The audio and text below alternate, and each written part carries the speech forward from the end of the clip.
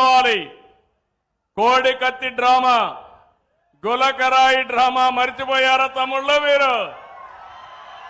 ఏమమ్మా ఆడబిడ్డలు మర్చిపోయారా మీరు అంటున్నా? నేను డ్రామా వేయలా. నా మీద 23 క్లేమోర్ మైన్స్ వెంకటేశ్వర స్వామి పాద పద్మాల దగ్గర జరిగితే నేను భయపడ్డానా తల్లి అని మిమ్మల్ని అడుగుతున్నా. ప్రజల కోసం పనిచేశాం.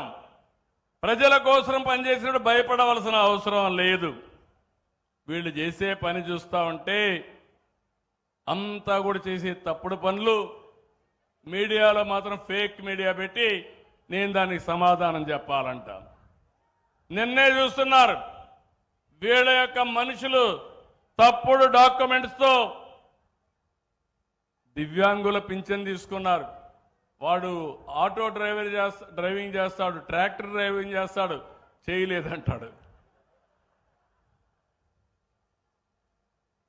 బాగా మాట్లాడతాడు. డాక్టర్ దగ్గరికి వచ్చినప్పుడు నాటకం వేసి మూగంటాడు.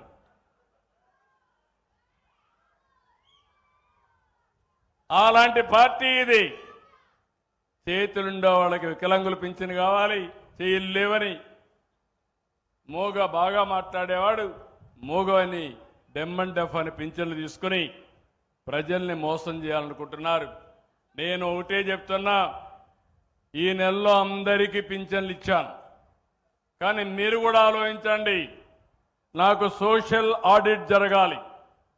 ప్రజల సమక్షంలోనే అనర్హులుంటే ఇతను అనర్హుడు, తీసుకోవడానికి అర్హత లేదని చెప్పే ధైర్యం మీ అందరికీ రావాలి. చేస్తారా లేదా? నేను ఎవ్వరికి అన్యాయం చేయను, అర్హులందరికీ ఇస్తా. ఒకవేళ అర్హులు కానీ ఎవరన్నా ఇగ్నోర్ చేసినా రాజకీయ కారణాలతో నేను ఆమోదించను. ఇది నా గ్యారంటీ అని కూడా మరొక్కసారి మీ అందరికీ విజ్ఞప్తి చేస్తున్నా. అందుకనే నేను మిమ్మల్ని కోరేది, ఒకప్పుడు రాయలసీమ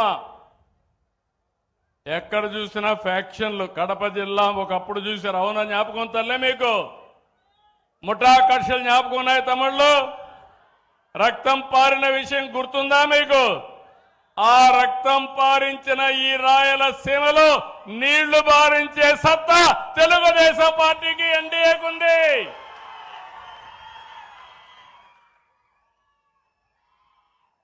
రాష్ట్రంలో కమ్యూనల్ వైలెన్స్ పెట్టుకొని మత విద్వేషాలు రెచ్చగొడితే దాన్ని తుదముట్టించిన పార్టీ తెలుగుదేశం. తీవ్రవాదుల సమస్య వచ్చి ఎక్కడికక్కడ సమస్యలు సృష్టిస్తే అవి కూడా కంట్రోల్ చేశాం.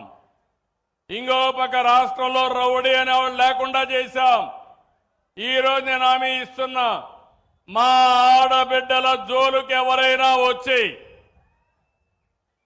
ఎక్కడైనా కానీ అఘాయిత్యాలు చేస్తే అదే మీకు చివరి రోజు ఈ భూమి మీద మీరు ఉండడానికి అర్హత లేదని మరొక్కసారి హెచ్చరిస్తున్నా. ఏమమ్మా, మొదటి 5-6 నెలలు నాకు కూడా కష్టమైంది.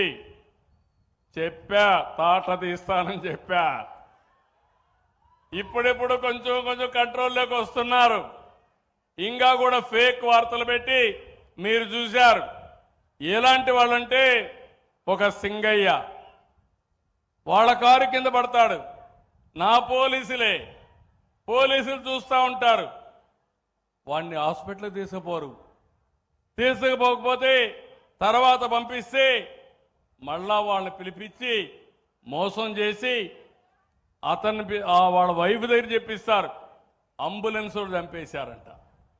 అంబులెన్స్ వాళ్ళు ప్రాణం కాపాడడానికి హాస్పిటల్ తీసుకుపోతే అంబులెన్స్ లో కావాలని చంపేశారని నీచంగా మాట్లాడితే వీళ్ళని ఏమనాలని అర్థం చేసుకోమని మిమ్మల్ని కోరుతున్నా. ఇంకో పక్కన రైతులకు న్యాయం చేసిన పార్టీ తెలుగుదేశం పార్టీ, అవునా కాదా అని మిమ్మల్ని అడుగుతున్నా. అలాంటి పార్టీ మామిడికాయల రైతులకు రేట్లు తగ్గితే నేను 8 రూపాయలు కేజీకి సబ్సిడీ ఇస్తే అక్కడికి పోయి మామిడికాయలు తీసుకొచ్చి బలవంతంగా రోడ్డు మీద వేసి తొక్కిచ్చే పరిస్థితికి వచ్చారు. ఇలాంటి సంఘటనలు చాలా చూస్తున్నాను. ఇంకో పక్క కూడా ఒకే హామీ ఇస్తున్నా. 30 సంవత్సరాలు ముఖ్యమంత్రిగా నన్ను చూశారు. 95లో మీరు చూశారు. ఎవరైనా సరే తోక తిప్పితే తోక కట్ చేయడం తప్ప ఏ మాత్రం కూడా వెనకడిగేసిన సందర్భం కాదు. ఈరోజు మా ఆడబిడ్డల మీద సోషల్ మీడియాలో పెడుతున్నారు, క్యారెక్టర్ అసాసినేషన్ చేస్తున్నారు. ఒకటే చెప్తున్నా, గుర్తుపెట్టుకోండి, సోషల్ మీడియాలో పెడితే తప్పించుకోవచ్చు అనుకుంటారు కానీ మీరు తప్పించుకోలేరు.